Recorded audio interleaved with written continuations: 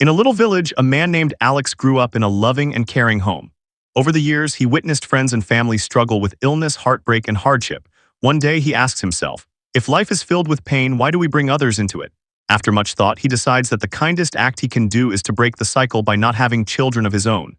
This is the core of antinatalism, the belief that by preventing birth, we prevent suffering before it even begins.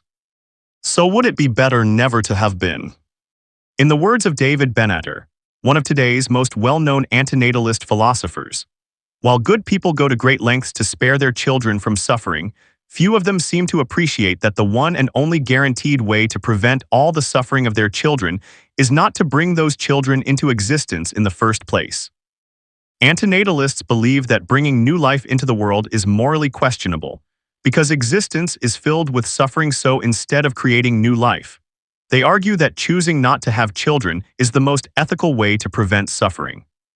Antinatalism as a concept has ancient roots, though it gained more structure as a philosophical position in modern times. Some of the earliest traces can be found in Buddhism and Gnosticism, where life was often viewed as suffering or a trap. The Greek philosopher Sophocles famously wrote in Oedipus at Colonus, "Never to have been born is best of all things for those who live on earth." Later, philosophers like Arthur Schopenhauer in the 19th century emphasized the inherent misery in existence, laying the groundwork for modern antinatalism. David Benatar's Better Never to Have Been 2006 formalized the argument in contemporary philosophy. Supporters of antinatalism come from various backgrounds and support the philosophy for different reasons. Some are motivated by ethics, believing it is wrong to impose life and inevitable suffering on a new being without consent. Others view it from an environmental perspective, arguing that reducing human births can alleviate overpopulation and reduce strain on the planet's resources.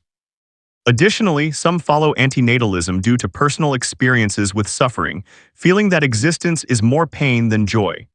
Online communities, books, and discussions have helped spread these ideas, allowing people to connect and explore the philosophy further. As the philosophy gains traction, there have been as much arguments for it as there are against it, and here are some of them. The asymmetry argument, proposed by David Benatar, this argument suggests that while the absence of pain is good, the absence of pleasure is not bad if no one exists to be deprived of it. In other words, bringing someone into existence inevitably exposes them to suffering, whereas not creating life avoids harm altogether without depriving anyone of joy. This asymmetry, according to Benatar, makes non-existence preferable to existence. Benatar's argument rests on four key premises. 1. The presence of pain is bad. Suffering, whether physical or emotional, is inherently negative. 2. The presence of pleasure is good. Enjoyable experiences bring happiness and satisfaction. 3. The absence of pain is good even if no one exists to experience it. If suffering is not present, it is a positive outcome. 4. The absence of pleasure is not bad unless someone exists to be deprived of it. If no one exists, there is no one to feel sad about missing out on joy. This creates an imbalance. Bringing a person into existence exposes them to suffering, while not bringing them into existence ensures they will never suffer, without causing harm. Imagine two possible scenarios. Scenario A, a child is born and experiences both joy and pain throughout life. Scenario B, the child is never born. There is no joy but also no suffering. In scenario A, the child inevitably faces hardship, illness, or loss at some point in life. In scenario B, no suffering occurs. While there is also no happiness, this isn't bad because there is no one to miss it. This asymmetry leads to the conclusion that non-existence is preferable since it avoids harm altogether. If we accept the asymmetry argument, it raises profound ethical concerns about reproduction. Preventing suffering. If we cannot guarantee a painless existence, should we bring children into a world where they are bound to suffer? Consent and autonomy. Since no one can ask to be born, is it fair to impose life, along with its inevitable pain, on a new being? Population ethics. If life is not inherently beneficial, does reducing births create a morally better world? Critics of the asymmetry argument suggest life contains more good than bad. Some argue that the joy of existence outweighs the suffering. People adapt to hardship. Many individuals find meaning in overcoming challenges. No one complains about being born. Most people do not regret existing, which implies that life is valuable. Benatar counters these claims by pointing out cognitive biases. People tend to underestimate suffering, overvalue positive experiences, and normalize their struggles. The asymmetry argument presents a compelling case for reconsidering procreation as a moral choice. If suffering is inevitable, and non-existence prevents harm without any real loss, then choosing not to create new life may be the more ethical decision. Whether one agrees or not, this argument forces us to deeply reflect on the responsibility that comes with bringing new beings into existence. The consent argument, the ethics of imposing life. Imagine a scientist who creates a sentient robot. The robot experiences pain, sadness, and fear but never asked to exist in the first place. Would it be ethical for the scientist to create the robot knowing it would suffer? Many would say no. Yet human reproduction operates under the same logic, except that instead of a robot, it's a human child who must now navigate existence without having chosen it. This is the core idea behind the consent argument in antinatalism. No one consents to being born, yet they are forced to experience life with all its suffering. In ethical philosophy, consent is a fundamental principle. We recognize that forcing someone into a situation without their agreement is wrong. That's why laws exist to protect people from being harmed without consent, whether it's in medical decisions, contracts, or personal interactions. Yet birth is the one major event that happens to a person without their approval, and once someone exists, they have no way to opt out without consequences. The consent argument follows this reasoning. 1. Consent is necessary for ethically imposing an experience on someone. 2. A person cannot consent to being born.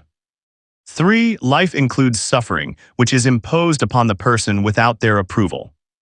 4. Imposing life without consent is unethical. Since no one asks to be born, and life is filled with struggles and suffering, some argue that procreation is inherently unjust. The consent argument has profound moral consequences. Parental responsibility. If we value consent in other areas of life, should we reconsider whether bringing children into existence is fair? Bodily autonomy. If an individual has the right to refuse medical treatments or contracts without consent, should they also have had the right to refuse existence? The burden of suffering. Since life comes with unavoidable pain and no one can ask for it beforehand, is it ethical to create life knowing it will suffer? Critics of the consent argument often respond with the following points. People are happy to be alive. While some people enjoy life, many suffer immensely, and those who do not wish to live often face extreme difficulties in choosing to end their existence. Parents intend to give children a good life. Intentions don't change the fact that life includes suffering. Just as we wouldn't justify harming someone because we had good intentions, we can't justify creating life just because we hope it will be pleasant. No one is around to give or withhold consent before birth. This is exactly the issue. Since consent is impossible, the ethical choice may be to avoid making a decision for someone else that they can never undo. The consent argument challenges us to think deeply about one of the most fundamental human actions: reproduction. If we hold that consent is a key ethical principle, then bringing a child into existence without their approval might be an act of profound moral significance. The suffering argument, the ethical cost of life. Is it fair to bring someone into a world where suffering is inevitable? The suffering argument in antinatalism suggests that since life is inherently filled with pain, hardship, and death, it is morally questionable to impose existence on someone who never asked for it. If suffering is unavoidable, then the most ethical choice may be to prevent it by choosing not to create new life. Suffering is an undeniable part of life. No matter how privileged or fortunate someone may be, they will inevitably experience physical pain, emotional distress, illness, and loss. The suffering argument follows this reasoning. 1. Suffering is an unavoidable part of existence. 2. Bringing someone into existence guarantees they will experience suffering. 3. If an action guarantees harm to another being, it should be questioned ethically. 4. Not creating life prevents all suffering for that potential being. From this perspective, procreation is not an act of kindness, but rather one that exposes a new person to unavoidable pain. Since non-existence carries no suffering, some argue that it is the more ethical option. Different types of suffering according to the suffering argument include physical suffering, illness, injury, aging, and pain are universal human experiences. Even those who live long lives will eventually face physical decline and death. Emotional and psychological suffering, anxiety, depression, heartbreak, grief, and existential dread are common experiences for many people. Social and economic suffering, many people endure poverty, inequality, discrimination, and war, making life even more difficult for billions worldwide. Environmental suffering, climate change, pollution, and resource depletion contribute to widespread suffering, making the future increasingly uncertain for new generations.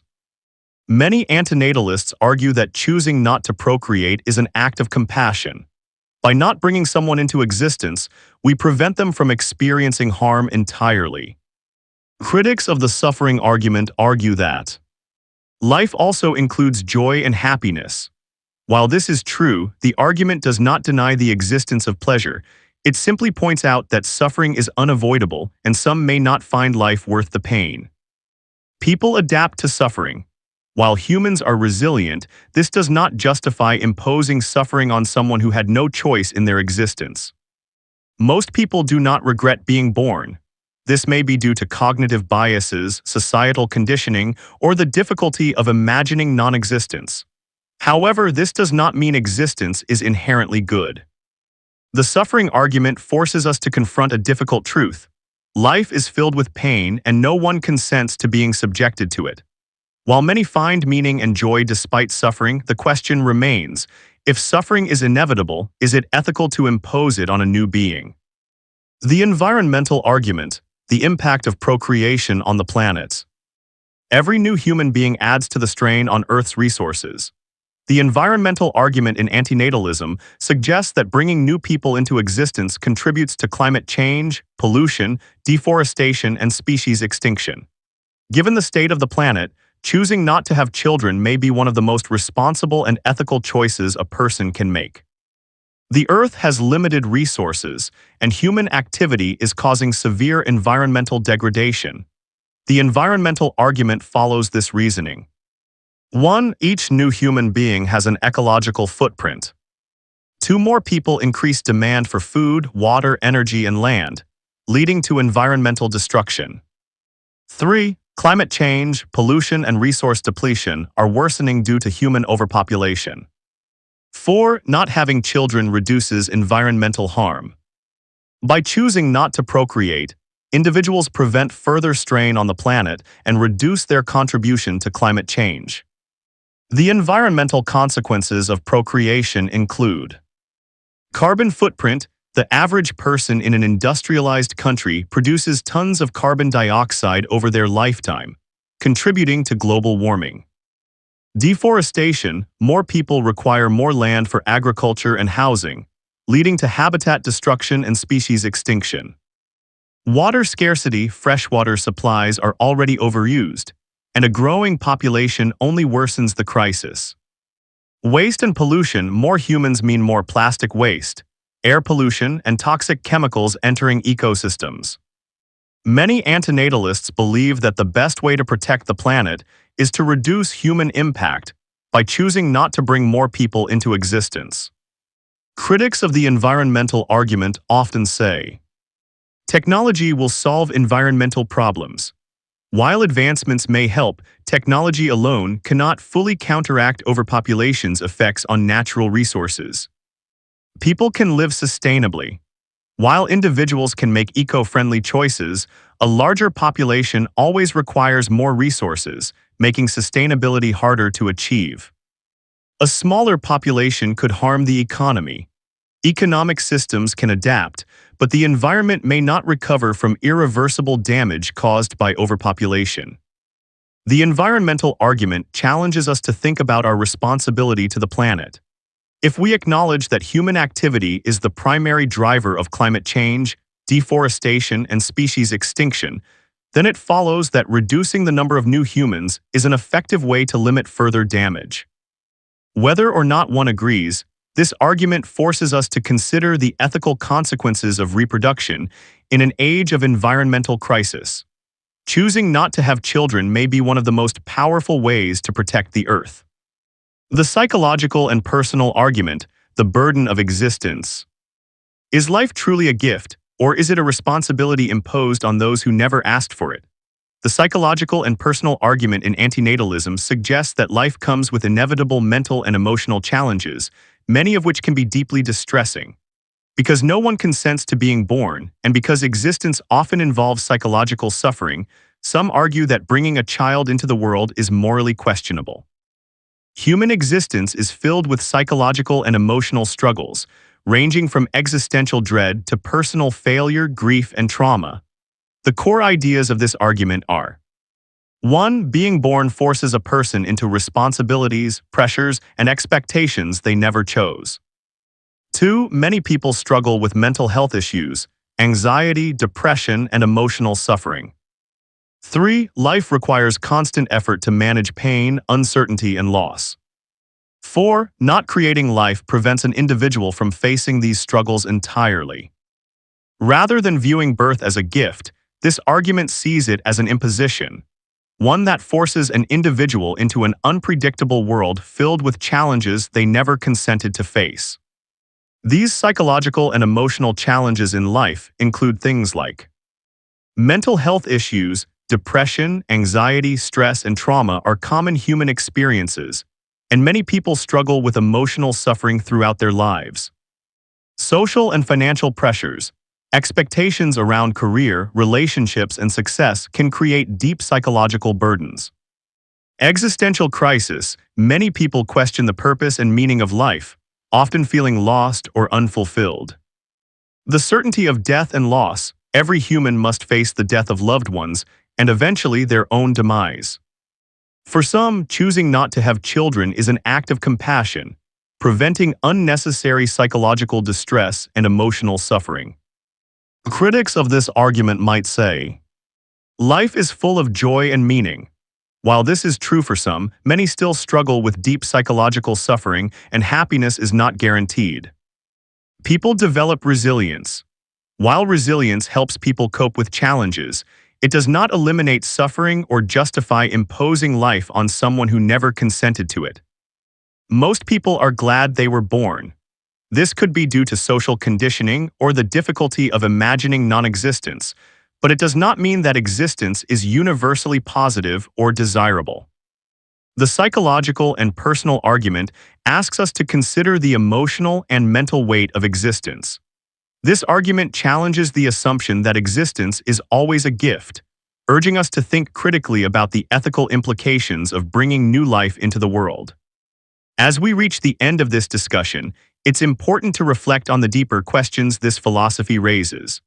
Are we truly considering the consequences of bringing new life into a world filled with suffering, or are we simply following societal norms without question? Regardless of where you stand, the conversation must continue. Share your thoughts in the comments below and let's explore these ideas together. If you found this video thought-provoking, don't forget to like, subscribe, and hit the notification bell for more content like this. Until next time, question everything and stay mindful.